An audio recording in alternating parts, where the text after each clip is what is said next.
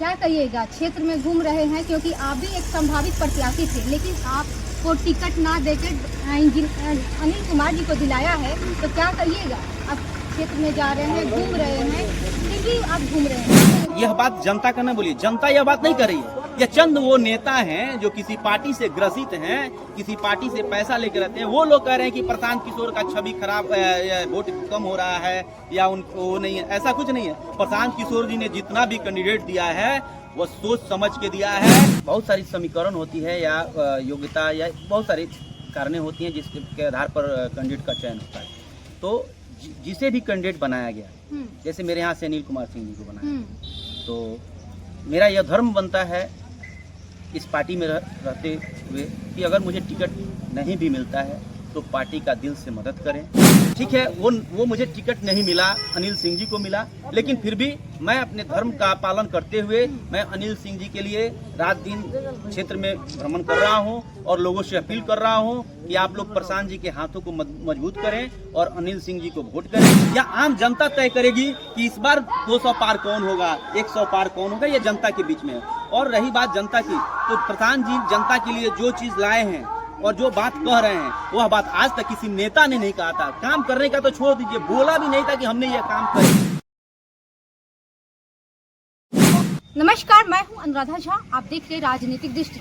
देखिए, अभी हम बिहार चुनाव यात्रा के दौरान बेतिया विधानसभा क्षेत्र के गांव राजा भार में मौजूद है और अभी हमारे साथ खास मेहमान बातचीत करने के लिए जन सुराज से संभावित प्रत्याशी थे इंजीनियर धीरज कुमार, और अभी घूम रहे हैं प्रत्याशी के साथ जो अनिल कुमार सिंह जी हैं, उनके साथ घूम रहे हैं और लोग से वोट मांग रहे हैं। क्षेत्र में जा रहे हैं, तमाम बातें भी जानेंगे, यहाँ का माहौल भी जानेंगे कि धरातल पे कितना काम हुआ है और बिहार की राजनीति भी जानेंगे। आइए डायरेक्ट जुड़ते हैं। और सबसे पहले आपका बहुत बहुत स्वागत है।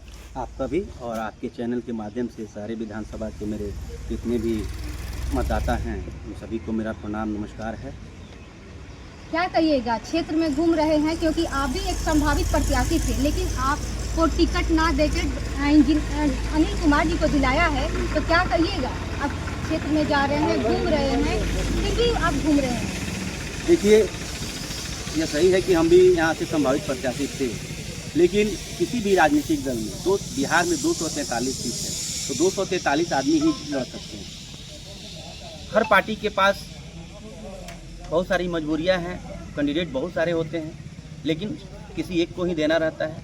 तो बहुत सारी समीकरण होती है या योग्यता या बहुत सारी कारणें होती हैं जिसके आधार पर कैंडिडेट का चयन होता है। तो जिसे भी कैंडिडेट बनाया गया, जैसे मेरे यहाँ से अनिल कुमार सिंह जी को बनाया, तो मेरा यह धर्म बनता है इस पार्टी में रहते हुए कि अगर मुझे टिकट नहीं भी मिलता है तो पार्टी का दिल से मदद करें। जो भी प्रत्याशी प्रशांत जी ने दिया है, के मदद करें, क्योंकि कई लोगों को टिकट ना देने के कारण कई लोग विरोध भी किया टिकट नहीं देने पे, और लड़ भी रहे हैं। क्या कहिएगा? देखिए, जिनको बिहार बदलने के लिए प्रशांत जी का जो मुहिम था कि बिहार बदलना है, तो बिहार बदलने के लिए जो चला होगा, जो भी प्रत्याशी होगा या जो भी उनका समर्थक होगा, तो उसे पद की लालच नहीं होगा। और जिसको अपने आप को बदलना होगा उसे तो पद की लालच है, क्योंकि वो विधायक नहीं बनेगा तो उसको वो फायदा नहीं होगा। तो मैं अपने आप को ऐसा समझता हूँ कि मैं प्रशांत जी के साथ इसलिए जुड़ा हूँ कि प्रशांत जी का जो मुहिम था बिहार बदलने का, बिहार से जो स्थिति है, उस दुर्दशा है, इस दुर्दशा से बाहर निकलने के लिए, तो मैं इस जन सुराज में इस बिहार की दशा को बदलने के लिए ज्वाइन किया था और मैं भी समाज सेवा करना चाहता था। इसलिए मैं जन सुराज में एक प्रत्याशी के रूप में अपना आवेदन दिया था।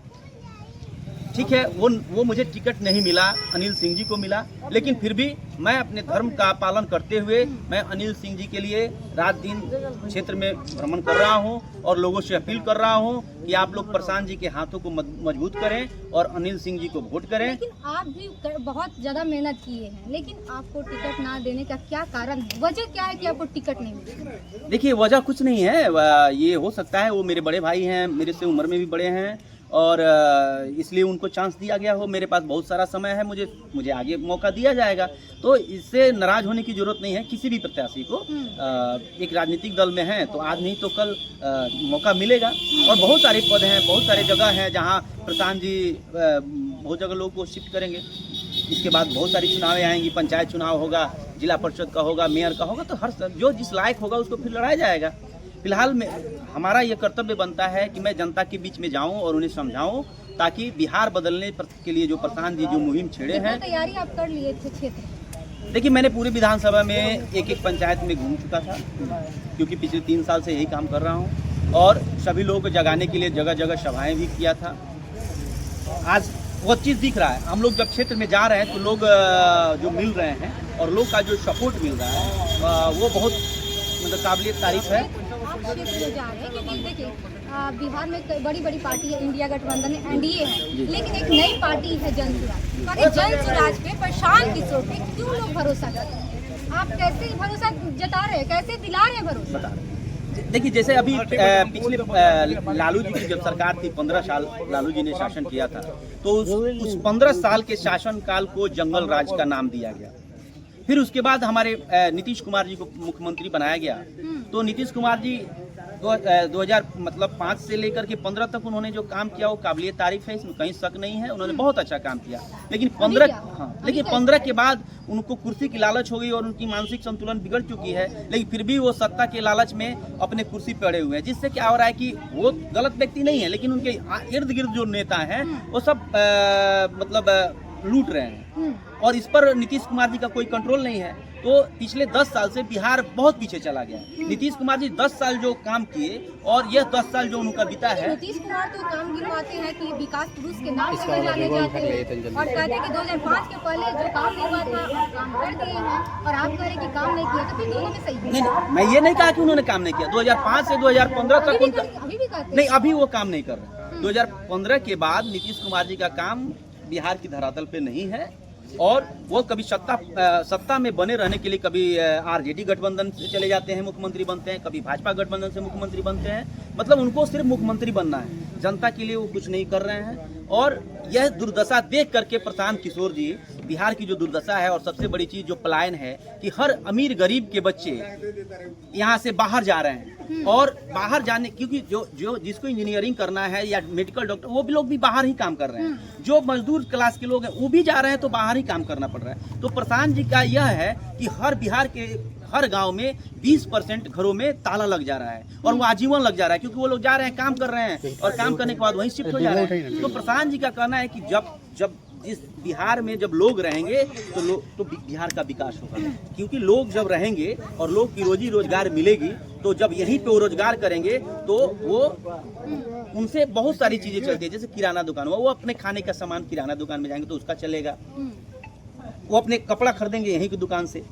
तो कहने के मतलब जनसंख्या जितनी यहाँ रहेगी उतने मात्रा में यहाँ पे विकास होगा। और रखने के लिए उन्होंने जो अपना मुहिम छेड़ा है कि उन्होंने एक कार्ड बनाया था, पीएलसी कार्ड जो बना था, उसमें दिया गया है उनका ये है कि इस 1 साल के बाद मतलब सभी लोगों को, जो लोग बाहर 10-12 हज़ार के लिए कमाने जाते हैं, उन्हें बाहर नहीं जाना पड़ेगा, उन्हें यहीं पे रोजगार दिया जाएगा। आप लोग प्रशांत किशोर 243 पे चुनाव लड़ रहे हैं, और इधर एनडीए दावा कर रही है कि हम 243 में से 225 सीट ला रहे हैं, तो आप लोग कैसे इसे दूर कीजिए, कैसे आप लोग इसे तोड़ पाएंगे? देखिए, हर पार्टी कहती है कि मैं 225 जीत रहा हूँ। बंगाल में भी आपने देखा होगा कि 200 पार की नारा लगी थी और 50 भी पार नहीं हुआ। तो कहने का मतलब कि यह पार हमारे कहने से नहीं होगा, या आम जनता तय करेगी कि इस बार 200 पार कौन होगा, 100 पार कौन होगा, ये जनता के बीच में है। और रही बात जनता की, तो प्रधान जी जनता के लिए जो चीज़ लाए हैं और जो बात कह रहे हैं, वह बात आज तक किसी नेता ने नहीं कहा था। काम करने का तो छोड़ दीजिए, बोला भी नहीं था कि हमने यह काम करेंगे। तो कहने का मतलब जो व्यक्ति कह रहा है कि हम यह करेंगे, तो कम से कम हम लोग उस पर भरोसा करके एक बार उसको वोट करना चाहते हैं कि उसकी सरकार लाना चाहते हैं। अगर वो 5 साल में ऐसा काम नहीं करेंगे, तो सरकार इसीलिए बनाई है, संविधान इसीलिए बनाया है 5 साल में मतदान, कि अगर वो व्यक्ति कहता है और वो नहीं करता है तो 5 साल के बाद उसे हटा दिया जाए। धीरज जी, आप क्षेत्र में घूम रहे हैं, जी, तो आपके चेहरे पे लोग वोट देने के लिए कह रहा है, या अनिल कुमार जी बिल्कुल, मैं इसीलिए घूम रहा हूँ। देखिए, मैं अनिल कुमार सिंह जी के साथ इसीलिए घूम रहा हूँ कि जनता के बीच में यह डाउट ना हो, जो मेरे समर्थक हो उन्हें यह न लगे कि मैं अनिल सिंह के विरोध में खड़ा हूँ। ना, मैं जनसुराज का प्रत्याशी, भावी प्रत्याशी था, तो आज मैं जनसुराज के सपोर्ट में खड़ा हूँ। मेरे जो लोग होंगे मेरे चेहरा देख करके या मुझसे बात करके जनसुराज को वोट करेंगे। और मैं जनसुराज आपके माध्यम से भी मैं जनसुराज जनता से अपील करना चाहता हूँ कि आप लोग जो मेरे समर्थक होंगे या मेरे जानने वाले होंगे, तो आप लोग जनसुराज को वोट करिए और जनसुराज की सरकार बनाइए बिहार में। मेरा निश्चित मानना है कि जनसुराज का अगर बिहार में सरकार बनता है तो निश्चित ही बिहार की गरीबी बहुत हद तक दूर हो जाएगी। नीतीश कुमार भी योजना पे योजना ला रहे, महिलाओं को 10,000 खाते में दिए हैं। उधर तेजस्वी यादव कह रहे हैं कि प्रत्येक घर में एक नौकरी देंगे, सरकारी नौकरी देंगे, और अगर हमारी सरकार आती है तो नया कानून लाएंगे। तो आप इसे कैसे देखते हैं? क्या संभव नहीं था? क्योंकि नीतीश कुमार भी कह रहे कि आने वाले 2030 में 1 करोड़ नौकरी और रोजगार देंगे। क्या कैसे देखते हैं इसे?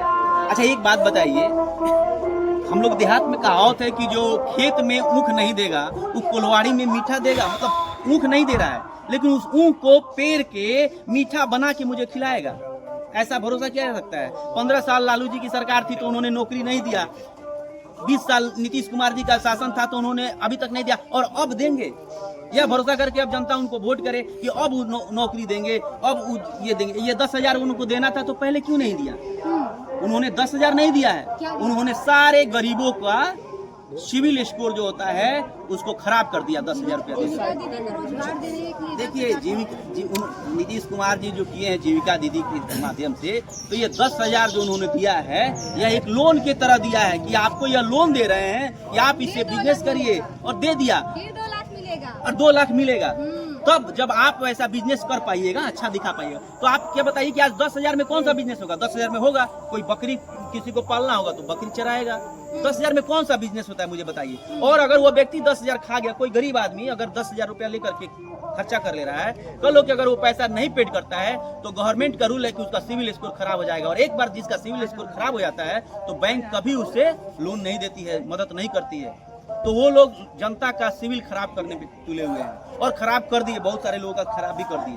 10,000 रुपया ले लेने से किसी का घर नहीं चलता है। बिहार में किसकी सरकार बननी चाहिए कि बिहार के लिए बेहतर सरकार हो और बिहार के लिए अच्छे सोचे, जो जनता है उसके लिए अच्छा? देखिए, फिलहाल में बिहार की जो स्थिति है, इससे हम लोगों ने गठबंधन और महागठबंधन ये दोनों दलों को देख लिया है। इन पे भरोसा करके हम लोग थक गए हैं 15 साल 20 साल से। अब जनसुराज जो आई है, प्रशांत किशोर का जो लक्ष्य है, ये सारे लोग जानते हैं प्रशांत किशोर एक बहुत पढ़े लिखे व्यक्ति हैं, उन पे सरस्वती का देन है, और वह जो बात कहते हैं उसमें सच्चाई है। एक पढ़े लिखे व्यक्ति से बात करिएगा तो जो वो बात कहते हैं उसमें सच्चाई दिखती है। जैसे उन्होंने CD रेशियो के बारे में, बैंक के बारे में बताया था, बहुत लोग नहीं जानते। मुझे लगता है कि माननीय मुख्यमंत्री जी और जो हमारे विपक्ष के, उनको भी नहीं पता है कि CD रेशियो क्या है।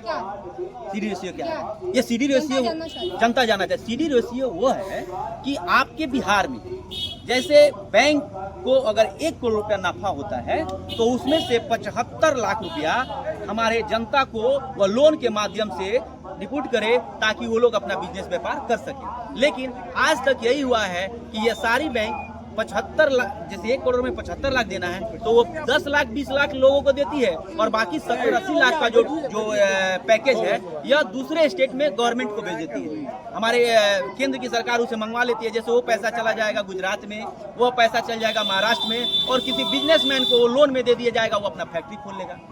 तो इसीलिए गुजरात में 1.5 लाख फैक्ट्री पिछले 5 साल में खुला है, महाराष्ट्र में खुल रहा है, और मेरे बिहार में एक भी फैक्ट्री नहीं खुल रहा है, क्योंकि बिहार का पैसा बिहार में यूज नहीं होता है। वह पैसा उठा करके दूसरे राज्यों में भेज दिया जाता है। इसी को बोलते हैं CD रेशियो, जो प्रशांत जी ने अपने भाषण में भी बोला है। और आप किसी भी बैंक कर्मी से पूछ लीजिएगा कि CD रेशियो क्या है तो बता देंगे। प्रशांत किशोर का जिस तरह से ग्राफ बीच में उठा था उसी तरह से ग्राफ नीचा गिर, और जिस तरह से छवि क्या बोलते हैं, जिस तरह से टिकट को लेकर भी कई तरह लोग विरोध भी किया, पैसा दे रहे हैं प्रशांत किशोर, बिजनेसमैन है, केजरीवाल 2 बन के आए हैं, इसे कैसे देखते हैं आप? क्या कहिएगा, जनता को क्या करना चाहिए? देखिए, जनता यह बात जनता का ना बोलिए, जनता यह बात नहीं कर रही है। ये चंद वो नेता हैं जो किसी पार्टी से ग्रसित हैं, किसी पार्टी से पैसा लेकर रहते हैं, वो लोग कह रहे हैं कि प्रशांत किशोर का छवि खराब, वोट कम हो रहा है या उनको वो नहीं है। ऐसा कुछ नहीं है। प्रशांत किशोर जी ने जितना भी कैंडिडेट दिया है वो सोच समझ के दिया है, और मेरा मानना है कि आपके 240 कैंडिडेट में से आप एक भी कैंडिडेट को ऐसा नहीं खोज पाएंगे जो उस विधायक के लायक नहीं होगा। उन्हें जितने लोगों को चुना है वो वाकई में विधायक के लायक है। यह अलग बात है कि मुझे नहीं मिला, लेकिन जिससे मिला है वो सब कोई विधायक के लायक है, ऐसा नहीं है। और इस पार्टी में सभी लोग वैसे ही लोग थे। अब रही बात कि हर पार्टी में होता है टिकट तो एक ही को मिलेगा, तो थोड़ा सा नाराज होना तो स्वाभाविक बात है। और हम लोग अपने को मना लिए, हम सभी लोग को मना लेंगे और हम सब लोग एकजुट होकर के जन स्वराज का सरकार बनाने के लिए मदद करेंगे। सवाल है, प्रशांत किशोर किंग मेकर बनकर उभरेंगे या मेकर बनकर रह जाएंगे? देखिए वो प्रशांत किशोर जी है ना, वो मेकर, उन्होंने बोला है कि क्या बोलते हैं कि हमारी जो है सरकार, जो चुनाव के बाद मेरा जो रिजल्ट होगा वो या तो फर्श पर होगा नहीं तो फर्श पर होगा। तो सवाल चीज़ें अगर जनता समझ लेगी, उनकी बात को समझ लेगी और जनता को लगेगा कि इस बिहार को परिवर्तन करना चाहिए, बिहार का विकास करना चाहिए, तो पक्का 151 सीट आएगा।